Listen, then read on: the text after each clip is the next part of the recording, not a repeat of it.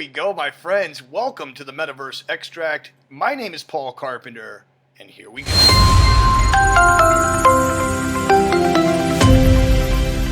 Hi, folks. My name is Paul Carpenter, and I'd like to welcome you to the Metaverse Extract. This is my first episode here, and what we're going to be doing today is talking about what is the Metaverse.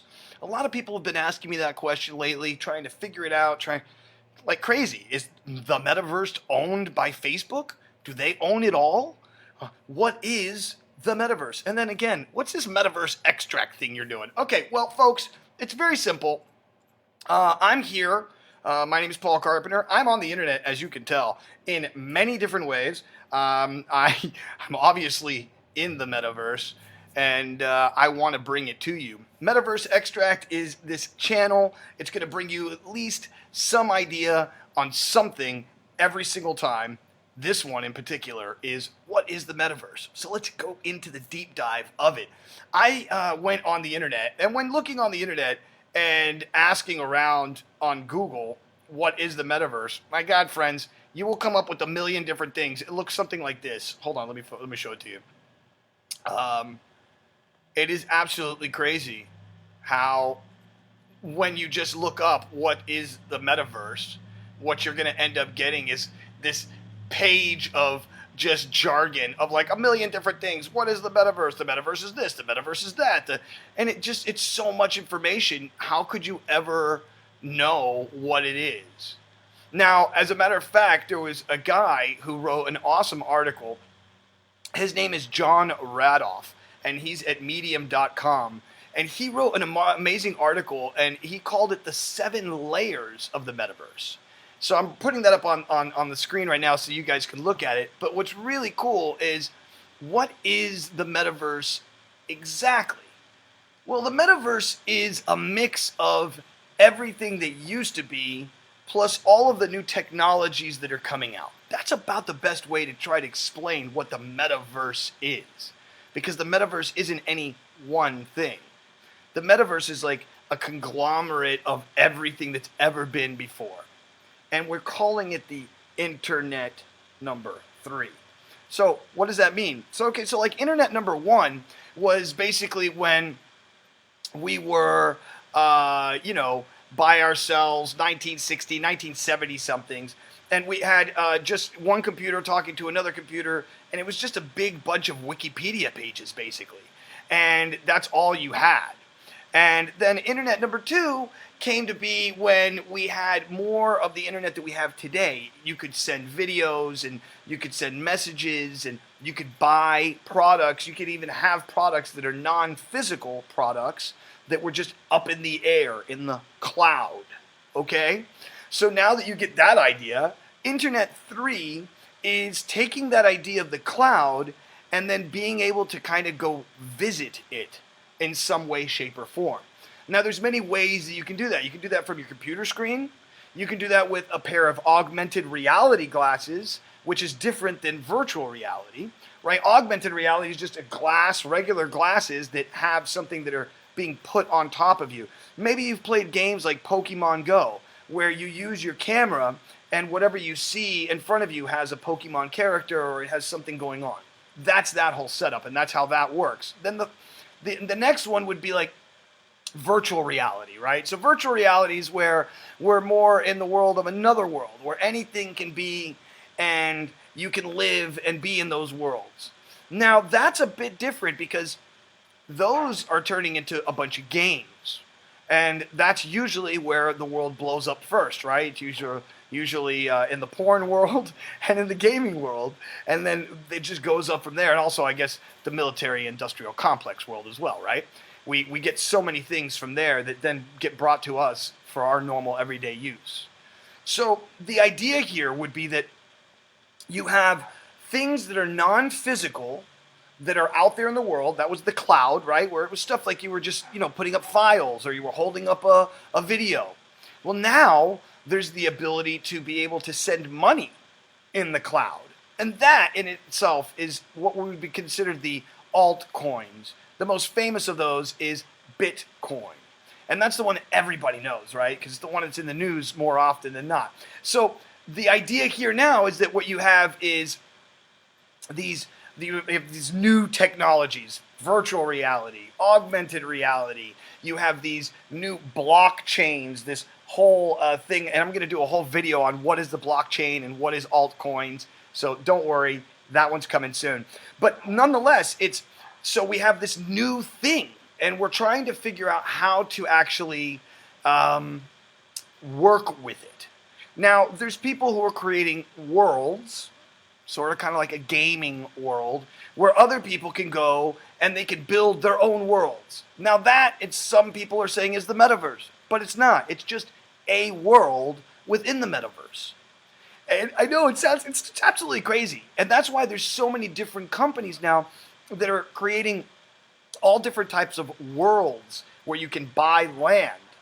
And there's so many different ones, like Upland is one of them. Another one is called Decentraland.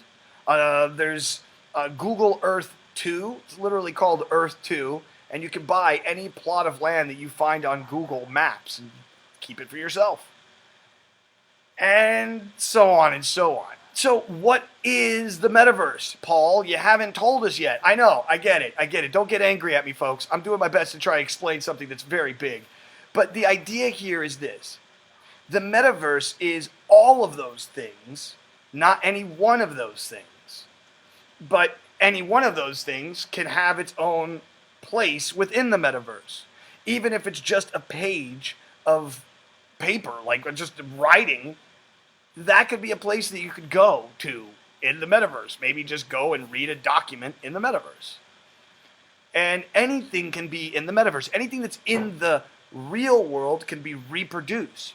Specifically with like the types of programs that they have nowadays with your phones, where using your cameras, you can do what's called LiDAR, which is using a laser to take a picture of the thing, and if you walk around it in 360, then you can create a digital copy of that, and you can take those digital copies and use them in different programs like Blender. And Blender is one of those programs that all the digital people are using nowadays to make their own worlds. It's so much. It's an overwhelming amount of information. What is the metaverse? When someone asks me that question, I'm like, oh God, you have no idea. It's so much information. But what I was saying earlier about the idea of the 7 layers, I thought this was a genius concept to try and explain what is the 7 layers or what is the metaverse. So looking at the top of it, it's an experience. So there's going to be games, social locations that you can go to, esports, theaters, shopping, and that's already happening. There are people like Paris Hilton that do DJing in the metaverse. There are many famous acts that are musicians that are out there right now that are doing the same thing. And so that's part of it. Then there's the next part of it, which is the discovery, ad networks, social curation, ratings, stores, agents. So there's going to be all these people then that are going to be working for what's the next section, which is the creator economy, and how to actually, what you can do to make money in this world. There's actually things that you can do right here, right now in this world without any money of your own, and you can literally start to create funds for yourself in some way, shape, or form by just playing the video game or by just being involved in their program. They will pay you for being there. I mean, it's absolutely insane. And so what's going to happen here in the future, folks, is that you're going to have 2 separate characters.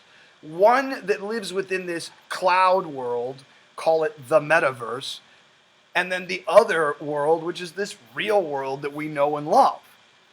And you're going to have 2 different banking systems to the point where you could be somebody completely different in the metaverse.